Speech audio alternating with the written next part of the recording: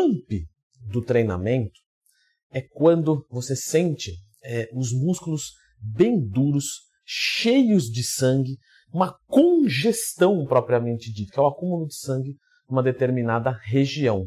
Então você sente aquele músculo, ele fica muito maior, claro que ele está cheio de sangue, ele fica muito mais rígido e dá um aspecto muito legal no shape. Até o próprio Arnold, lá na década de 70, soltou uma frase fantástica, ele falava que o pump era o orgasmo do treinamento. No vídeo de hoje você vai entender como você consegue o melhor pump no seu treinamento, todos os macetes para isso. Clica no gostei, se inscreva aqui no canal, isso ajuda muito a nossa comunidade de troca de conhecimento. Pump, numa tradução, poderia ser traduzido como bombar, né? Então um bombeamento, um pump. Mas isso não tem nada a ver com esteroides anabolizantes, ainda que os esteroides anabolizantes também aumentem o pump do seu treinamento. Ao contrário do que muitas pessoas pensam, o pump não quer dizer que o treinamento foi eficiente, porque você consegue acumular sangue dentro do seu músculo com um determinado estímulo. Mas isso não necessariamente rompeu fibras de forma positiva para a hipertrofia muscular. Então não associe o pump com os resultados, perfeito? Tive pump, o treino foi bom, não tive pump, o treino foi ruim. Não funciona dessa maneira. Algumas pessoas pensam que quando você tem muito pump, mais nutrientes estão chegando no músculo. De certa forma não estão errados, perfeito?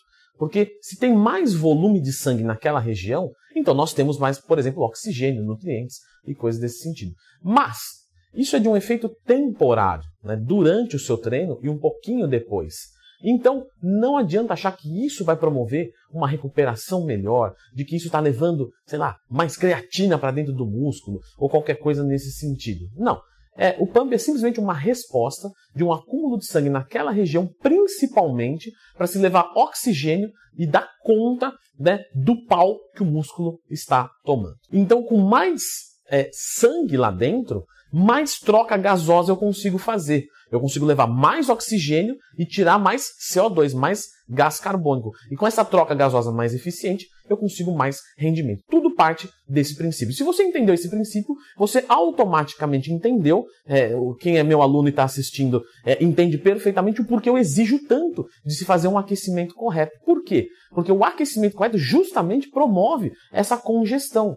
Ah, Leandro, mas eu fiz o meu primeiro exercício, vou treinar peito e tríceps, por exemplo. E aí eu fiz o peitoral e aqueci o peitoral. Por que você pede para os seus alunos aquecer o tríceps novamente? Porque, veja só, como eu treinei peito, claro que trabalhou um pouco do tríceps, mas principalmente o sangue está onde? No peitoral. E eu não quero simplesmente manter o meu corpo aquecido. Eu preciso desse sangue em outra região para descer o pau. Então, tríceps. Então, antes de começar o tríceps, você faz um aquecimento. Esse aquecimento vai melhorar muito a performance do seu treinamento. São pequenos truquinhos que fazem toda a diferença. Leandro Twin já falou sobre aquecimento no canal? Claro. Sempre que tiver uma dúvida, Leandro Twin mais tempo. Entendendo isso, porque se você não entender isso, você pode ser iludido pelo pump. Agora sim nós vamos entender como conseguir o melhor pump no treino para você ter essa sensação fantástica. Primeiro de tudo, hidratação. Tá?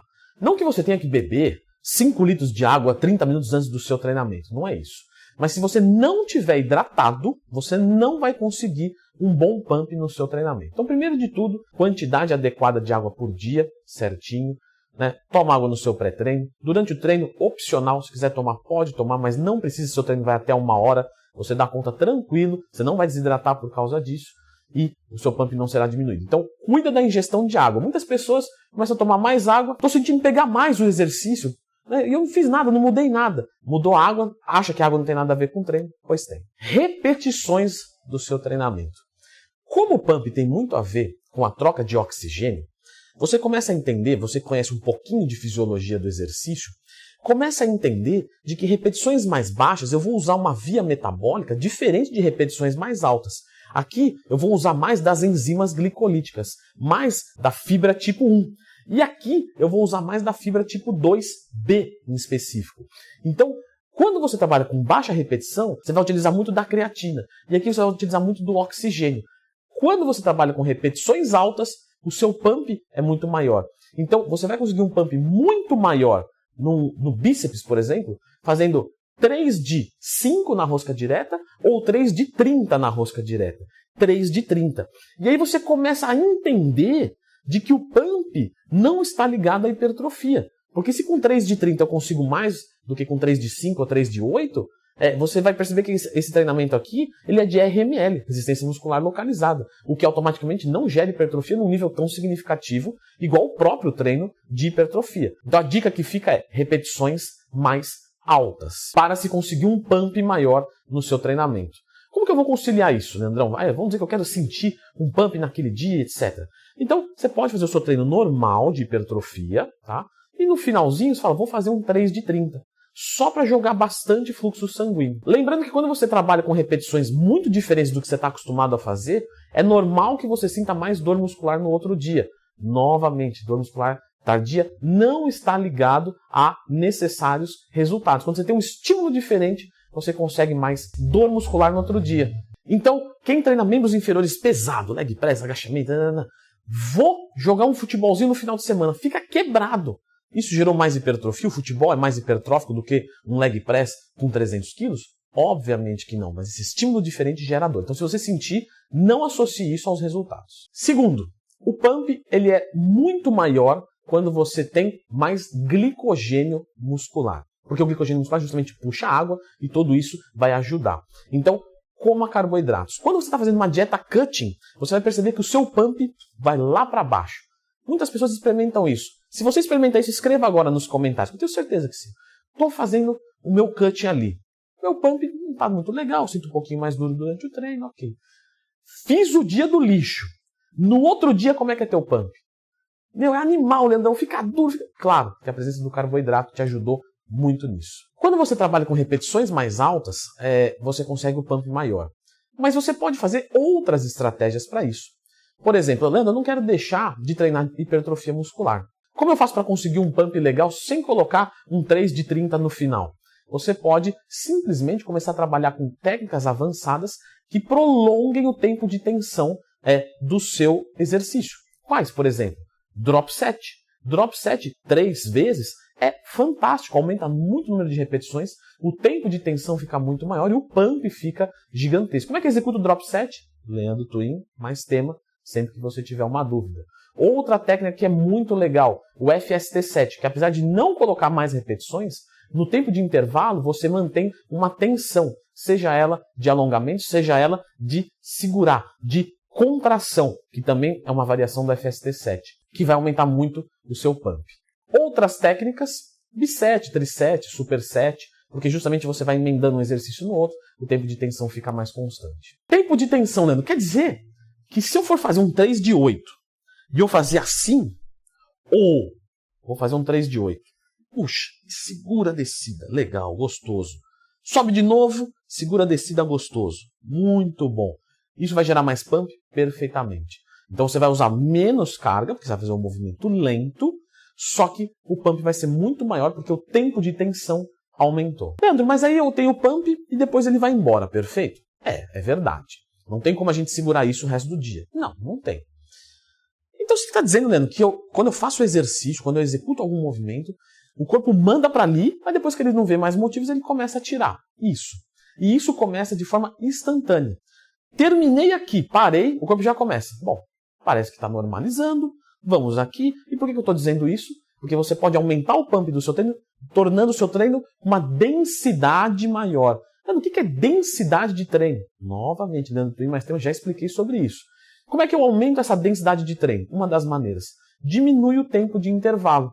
Então, ao invés de você descansar 2 minutos, 1 minuto e meio entre as séries, descanse 30 segundos. Assim você vai, quando o corpo começar a mandar embora, você tome de novo, tome, e aí você vai começando a acumular e ter mais pump. Creatina pode aumentar o pump? Também pode aumentar. Outros nutrientes que podem aumentar: potássio, magnésio e sódio. Então, se você tem uma carência de potássio, sódio e magnésio, o seu pump automaticamente cai. É muito difícil dizer se você tem uma carência de magnésio ou não, de potássio ou não, de sódio ou não. Sódio normalmente nós não temos, tá? Potássio e magnésio costuma ser difícil, mas um multivitamínico, tranquilo, já vai mostrar uma excelente eficiência. Para você ter certeza absoluta, perdoe a redundância, você pode simplesmente fazer um exame de sangue sobre esses 2 marcadores para ver. Mas, no geral, um bom multivitamínico já te coloca em níveis legais, e mesmo que estejam legais, fica um pouquinho acima, e isso não tem problema nenhum, desde que dentro do valor de referência, óbvio. Bom, não preciso dizer que a gordura é um tecido mole, né? Vocês passam assim a mão e falam, pô, isso aqui é meio molengo e tal. E esse tecido está na frente do músculo. Então, quanto menor for o seu percentual de gordura, mais você vai ver e vai sentir o seu pump, ele vai ficar muito mais visível. Você vai, como a sua pele vai estar fina, você vai estar tocando basicamente no músculo, muito mais perto do músculo do que se tivesse uma capa de gordura enorme. Então o músculo está lá embaixo, eu estou tocando aqui na gordura. Então, reduzir o percentual de gordura é muito adequado. Um outro nutriente que ajuda bastante na vasodilatação, afinal, quanto mais vasodilatado for, mais sangue vai conseguir chegar e ficar ali acumulado, é a arginina. A arginina melhora a vasodilatação e a vascularização. Normalmente o seu efeito vem em longo prazo. Então a arginina é um suplemento que deve se utilizar em doses constantes e sempre. Esse é o melhor cenário. Pô, Leandro, fica caro e tal. Pois é, infelizmente esse é o cenário fisiológico. O econômico a gente sabe que às vezes não é tão compatível com o fisiológico, mas o ideal seria isso. Leandro Twin, mas aí eu consumo arginina e durante o ciclo do ácido cítrico nós temos essa quebra e vira ornitina. Então a ornitina também pode me ajudar com o pump muscular?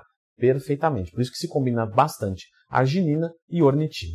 A arginina seria legal de 5 a 10 gramas por dia e de ornitina mais ou menos aí de 1 a 2 gramas juntamente com a arginina.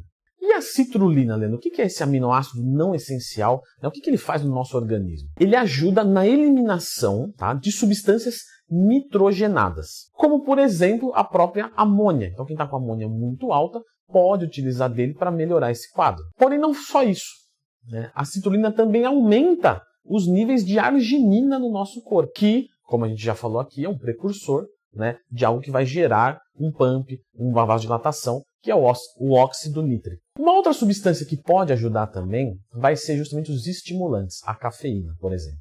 Por que a cafeína pode nos ajudar? Porque a cafeína ela causa uma vasoconstrição na nossa centralidade, ou seja, no nosso estômago. Então, diminui o fluxo sanguíneo ali.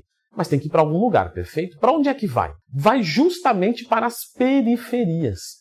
Então, como a cafeína te coloca no estado de luta ou fuga, ela deixa o processo digestivo um pouquinho mais calmo em termos, tá, de congestão, porque ela também libera ácido clorídrico, e dentro do estômago, e joga para as periferias. Então a gente coloca no estado de luta ou fuga. Então ela joga mais sangue para os músculos, ela torna o ambiente mais favorável. Então a cafeína também aumenta o seu pump. Além de que com a cafeína você tende a treinar mais pesado, o que aumenta o tempo de tensão e automaticamente também aumenta a nossa resposta de pump. Dosagem da citrulina que todo mundo toma uma quantidade muito pequena. Normalmente aí vai ser algo em torno de 10 a 15 gramas. Que legal, Leandro, essa história da suplementação, da cafeína. O que mais essa substância pode fazer pra gente? Além de queimar gordura, diminuir o apetite, aumentar o pump.